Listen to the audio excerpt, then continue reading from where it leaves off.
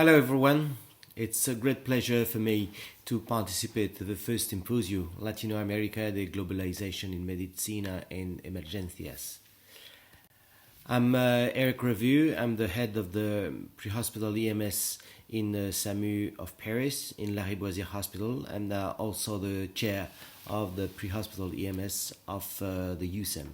I would like to thank all of you for this very kind invitation, particularly Sofia Romero, to introduce me to speak about this response attack in Paris.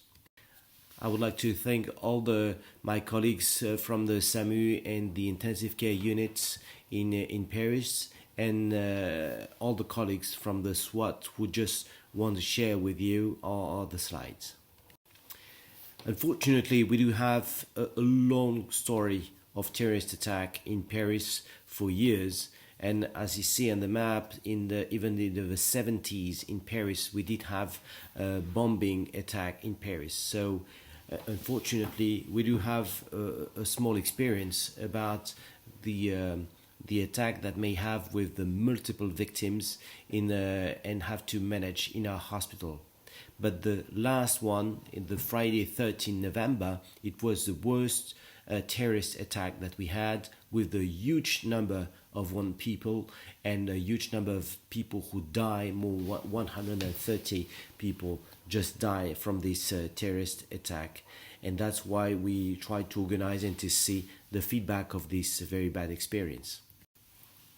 As you may know, in Paris we do have a EMS system with the doctors in the ambulance, and we share this work in all of the region of France. And here in Paris we have two EMT based in Paris. We have the SAMU of Paris. It's a physician working in the hospital and working in MICU, and we also have the fire brigade of Paris. We call the Brigade of Sapeurs-Pompiers. They're military, and they have two MICUs also with doctors in the ambulance, and that's emergency physician also. And as is on the map, we cover a lot of the French region of Ile-de-France, of Paris, Ile-de-France and suburbs. As you always have the same organization, it's the plan for everything. It's a plan for huge number of victims, numerous victims. We call it the NOVI. It's called the red plan. We call it the red plan. In this situation for terrorist attack, we call the alpha red plan. It's another plan inside for the terrorist attack only, because the idea is to remove on the site, when we send the EMT on the scene, it's to remove very quickly patients with severe injuries, as quick as we can, to remove those patients in the ICU and don't lose time on the scene because it's not safe. Normally, when this kind of situation, we use a medical event post, the MAP, and we make a first start triage on the scene for the acute emergencies or relative emergencies, and we dispatch those patients in the nearest hospital. But the alpha red plan for terrorist attack is to shortcut the medical advance post and to go directly for the CV patient in the hospital. So here are the base indication of how we have to organize in the mass shooting organization. First is the alert. It's very complex to organize and to put on the scene. That's a feedback we've learned about the terrorist attack. It first is the trigger alert for the dispatch. It's the equivalent of the 911. It's 15 in Paris, and we have to have this trigger alert working with the police, special forces, SWAT, fire brigade and hospital, to know that we need to activate very quickly and very soon this alert for a terrorist event. We activate in the same way for hospital, because we need to prepare and have an identification of who will be the trauma center in charge of those patients in the first hour. So we need to prepare our organization to know who will be the first hospital to manage the first victims. And then all the chain of decision, we need to identify who are the crisis leaders and administrators. That's the first step. It's a very important one. In this mass shooting organization, they have a second point very important also. It's on-site management. And when you send the EMT, you send all the EMT on site, but it's not a safe place, because that's exactly what happened. We'll see in the video, because it is not safe. So we need to coordinate with the police and special force who you can send on site, and you cannot send all the EMT on a dangerous and not a safe place. When you are on site, when you are EMT, you need to implement the first action, and one of the things you have to organize in the objective is to control the threat, make first BLS support, and then transport victims in the collective point. The threat is that it should have another, it's not a safe zone, so you could have another bombing, another shooting. It could be dangerous, particularly it could be radiologic or bacteriologic chemical threats. So you need to identify those sites very quickly. And then it's very necessary to do that before sending all the EMT on the scene, because if you send all the EMT on the scene, it would be very dangerous. When you start the organization, we identify a multi-services zone. Why that? Because we have three zones. The first one is the red zone, is the combat zone, just for police and SWAT. It's you can collect victims and nest in this safe zone, but you cannot send the EMT on the red zone because it's not safe. And the red zone, they remove the victims by really very fast remote damage control. We have an orange zones. It's a control zones. It's difficult to make because it could be a moving zone in the same way. It's due for the special force commandant post, and the threat is still possible. So that's why this orange zone can be moved depending on the situation. It's controlled by the fire brigade, police, and SWAT protection with the bulletproof, because it's not the safe. And the last is just for the support zone for authorized EMT. They have to be very close to the orange zone. Is for the EMT because it's a safe zone when you can treat the first patient on the scene. The collecting point is very close to those points. It's need to be safe. It should be to immediate to extraction zone for the victims, and it should be accessibility to manage the flow of patient, the coming patient, and to send the patient in the safe zone, and for the evacuation. And we start to identification the victim who are deceased, who are dead, or the walking patient, or the patient needs to have the first airway control, for instance. So in this collecting point, you need to identify, and you don't put all the victims in this zone because it will be overcrowded. But you may have multiple collective points. When you're the first on the scene, and the first on the scene should be a very high skill EMT, because they need to have a lot of experience, because they need to be perfectly trained and aware about all the specific procedures, coordination with police and SWAT, because they need to know exactly who is in charge, and they need to know the procedures, because the first step is to be very strategic. So you don't touch the patient, you just have to be the first look, because that's a crucial role, is to call for backup and to have a real feedback about the situation when you're the first on the scene. That's a very specific role on the first decision command. And after that, the other EMT who will come, they will have to work at the damage control and the start triage. But the thing is, you have to be aware that first on the scene, you don't have to touch the patient. You just have to give the first look and call for backup. three rules are very necessary in this situation. Is safety not only for you but for your team, and you don't have to expose your team to danger and to threats. You need to reduce delay to surgery. That's the second point. To evacuate victim, the maximum of victim. You need to save a lot of patients in a small time. And the third point is to limit preventable death. So stop bleeding and control hemorrhage. That's the three rules you have to be when you're on the scene. And then we're talking about the terrible event that happened now 7 years ago on a Friday. It was Friday in November, like we are, and all the French were happy. They are in the bar. We have a football match those days, and all the French were outside watching TV or in the bars when this event happened. As you see, we had the pre-planned organization that have been done a long time ago. A year ago, it was the camembert, the famous French cheese, that the SAMU decided to share Paris in 3 zones, inside Paris and outside Paris. And as you see, all the different SAMU were in charge of different zones.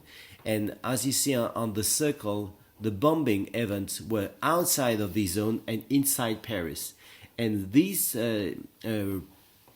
camembert just have to pre-identification or who were the hospital in charge of if something happened in Paris. And that's exactly when it happened. When at the beginning, during the football match, it was France against Germany, and when in this French stadium, they have a first explosion. And during this football match, the explosion, people just thought it was a gas explosion. They didn't have the feeling it could be a terrorist event. And then, because we could have more victims, after that the SAMU didn't send all the EMT on the scene, because we had information that it could be a multiple site terrorist attack. And 5 minutes later, we have a second group of terrorists who start shooting inside Paris, inside a very busy quarter of Paris, and then 10 minutes later, a third group of terrorists were shooting in the Bataclan concert hall.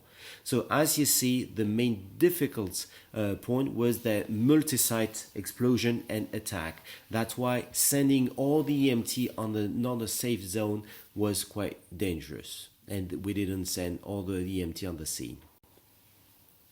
So what happened in the soccer stadium Stade de France when the football match after a few minutes we heard an explosion. We hear it on the TV now, and we can hear the explosion. It was really quite lucky, because the first terrorist have a bombing vest and couldn't come inside the stadium. He just due to the security guard, he had to be outside and then get exploded for the first vest.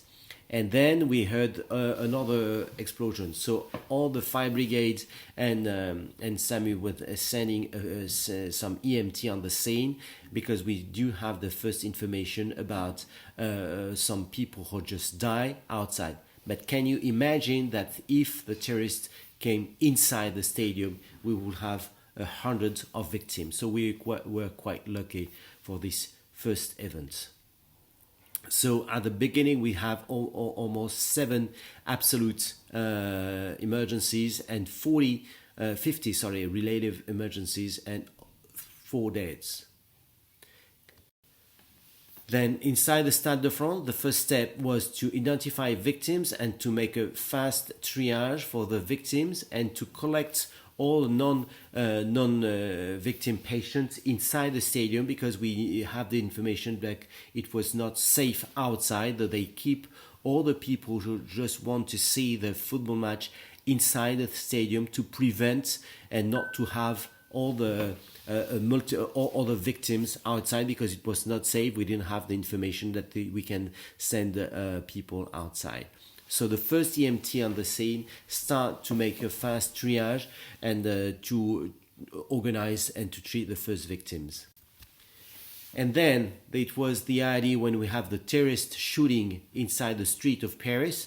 It was a damage control, resuscitation, that we need to control extend hemorrhage with the use of tourniquets, maintain blood pressure, just give tranexamic acid, control hypothermia, giving oxygen, limit anesthesia, and have to go in less than an hour to go to the nearest hospital and the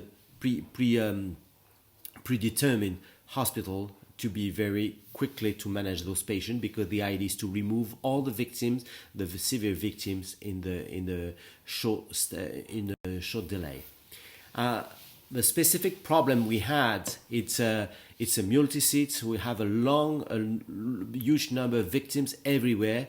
It's not a safe place, so the terrorists were still shooting, and was a lot of victims with shooting in the head, thorax, in multiple impacts. So, and the difficulty was the access to the victim. That's why creation of the nest to identify the collective point was difficult to do. In the same way, just very close to the street, we had the two medical advance posts, one for the acute emergencies and the other one for the relative emergencies, and we've used the restaurant for that. As you see on the picture, the EMT are not sleeping.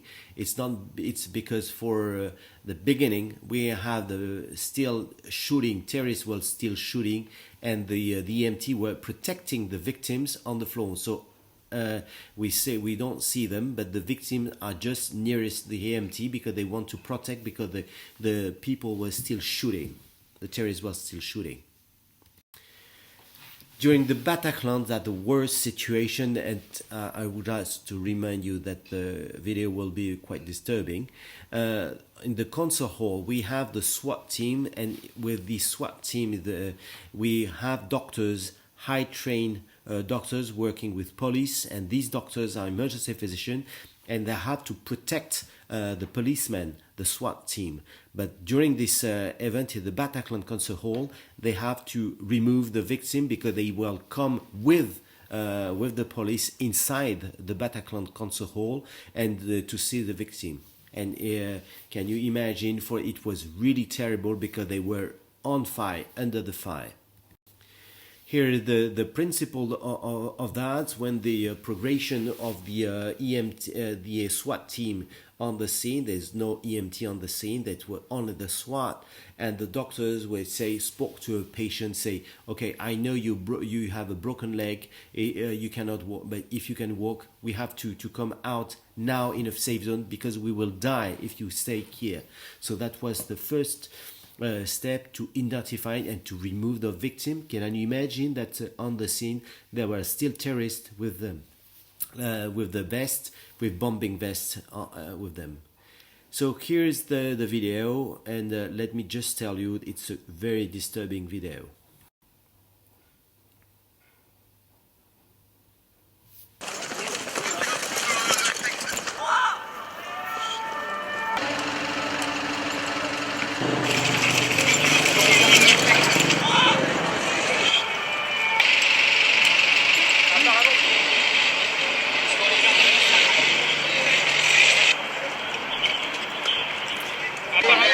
So you hear the Kalashnikov shooting in the street of Paris.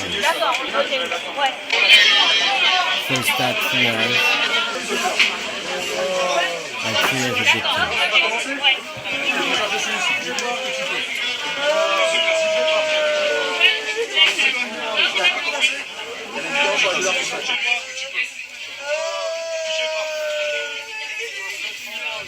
Outside of the scene.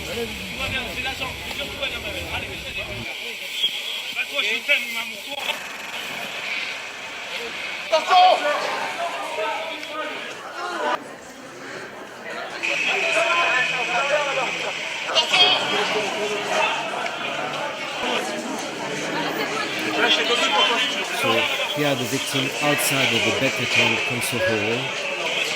And you can imagine that still a lot of victims inside that have been shooting during the terrorist event.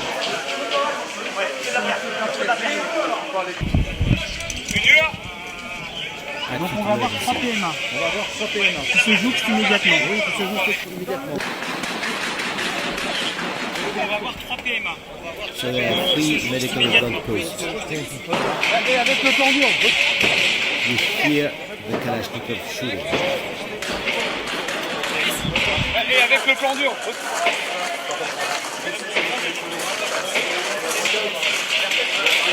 And you hear Kalashnikov. They remove the victims outside of the concert hall.